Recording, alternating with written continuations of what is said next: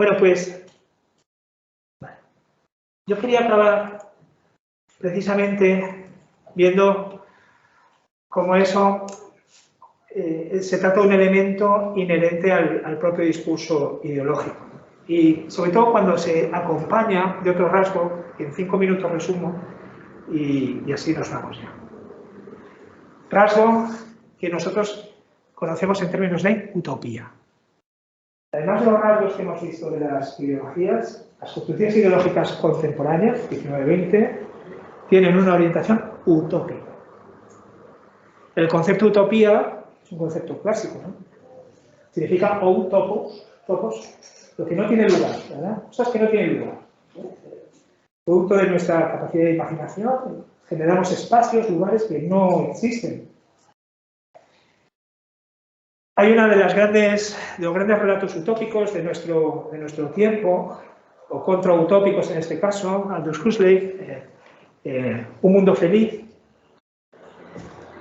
en el que el autor, Aldous Huxley, incluye una cita con la que inicia toda la novela, una cita de un ruso, Berdyaev, que se opone a la Revolución Rusa.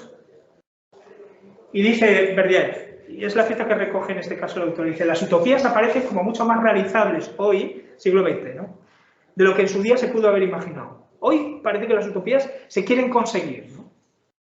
Nos encontramos actualmente ante una cuestión realmente angustiosa. ¿Cómo evitar su realización completa? Como las ideologías son realizables, lo que tenemos que hacer es armarnos para evitar que se puedan cumplir. Porque si se cumple la utopía, hemos llegado al fin de la humanidad. Las utopías no son deseables, las utopías son, por el contrario, deshumanizadoras, corruptoras.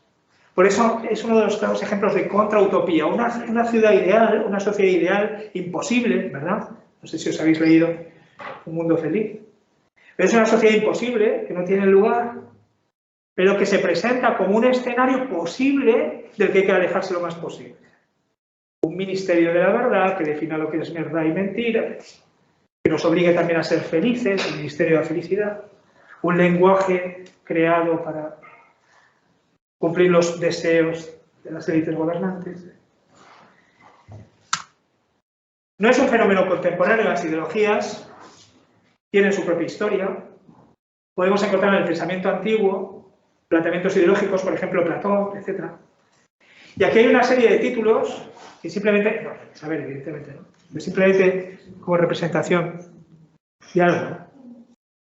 Hay una serie de relatos utópicos a lo largo de la historia, pero nosotros podemos encontrar como 3 tipos en función de la época.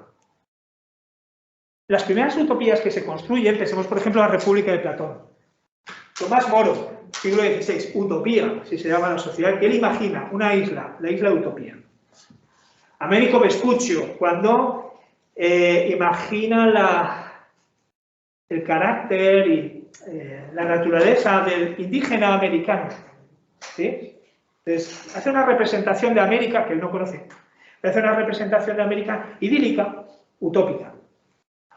En el ámbito, por ejemplo, del Renacimiento italiano también, Campanella, Civitas Solis, Francis Bacon en la Nueva Atlántida, Harrington.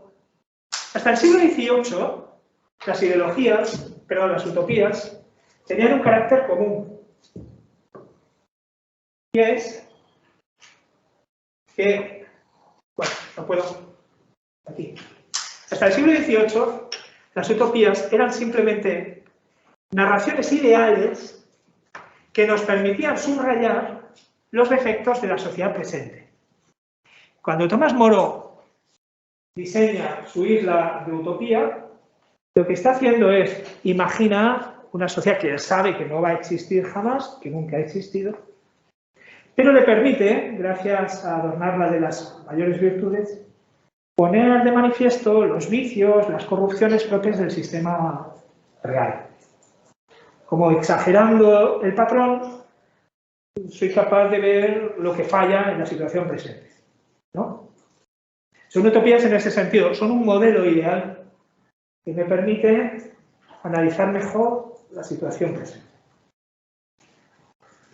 A partir del siglo XVIII, ahí nos vamos a meter enseguida, el miércoles, cambia un poco el planteamiento sobre todo en un punto.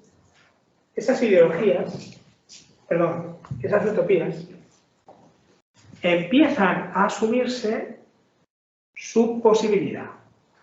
Se empieza a defender el carácter posible de esas utopías. Morelli y Rousseau, Henri de Saint-Simon, leeremos el nuevo cristianismo del conde de Saint-Simon, Diderot, Charles Fourier, uno de los teóricos del socialismo utópico, según Marx, son socialistas pero utópicos, ¿no?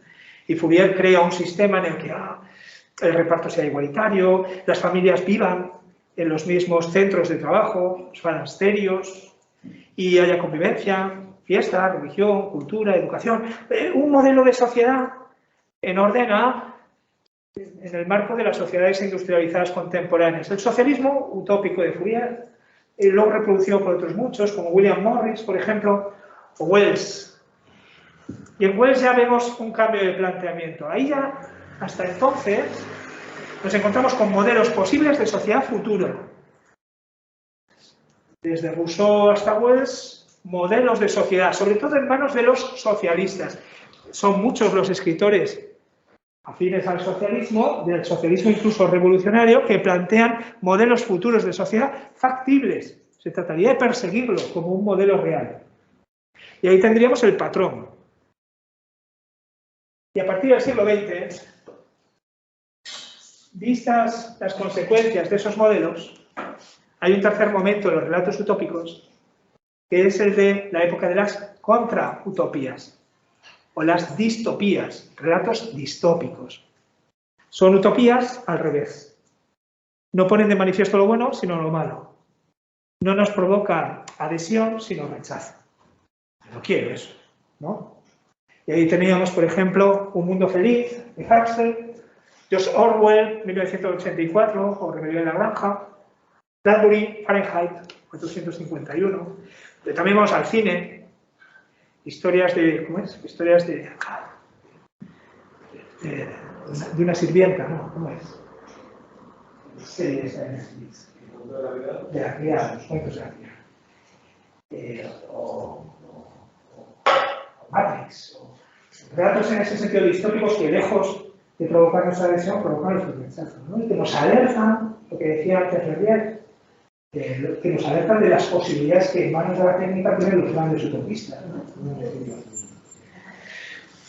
Bien, si acabamos ya.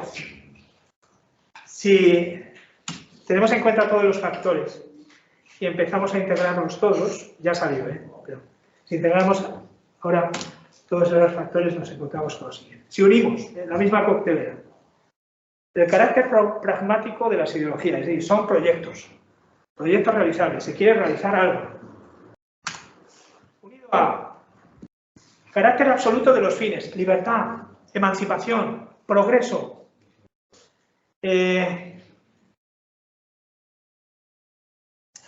independencia, carácter absoluto en el sentido de que no se admiten componendas, o todo o nada, no puedes relativizar. Utopismo, utopía como marco de posibilidad del proyecto.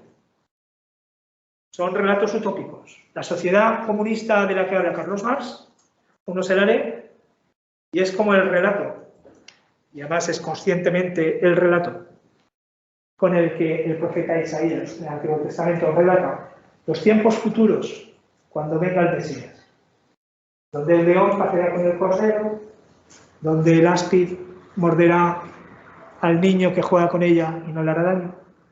Esa sociedad futura utópica es la sociedad comunista. Carácter absoluto de los fines, carácter pragmático, carácter utópico, carácter polémico en la definición de la propia identidad y de la alteridad. Bueno, si unimos todos los ingredientes, ¿cuál es el resultado de todo ese cóctel? ¿Qué es lo que nos sale de ahí?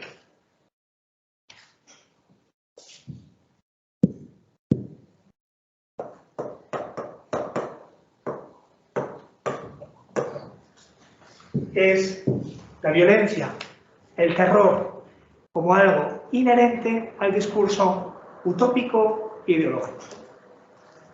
El terror como un recurso inherente a los discursos ideológicos. Por ese carácter absoluto de los fines, carácter pragmático, carácter utópico, etcétera, etcétera. La defensa de grandes ideales capaces de justificar los más abominables crímenes.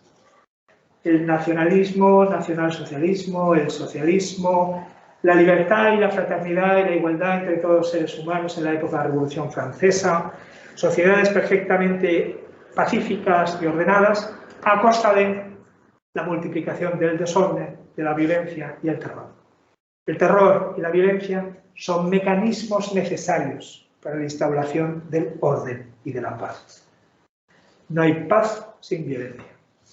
Y no hay, por lo tanto, tampoco orden sin el máximo desorden. A través del desorden, el orden, el caos, para la instauración definitiva de ese fin. Bueno, según sea más intenso el discurso o menos intenso, el grado de terror y de violencia pues también variará.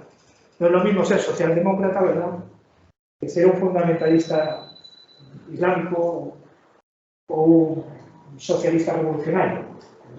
Según el grado de intensidad del enemigo, según el grado de intensidad de la utopía, varía también los índices de agresividad del enemigo. Bueno, pues a partir del miércoles lo veremos.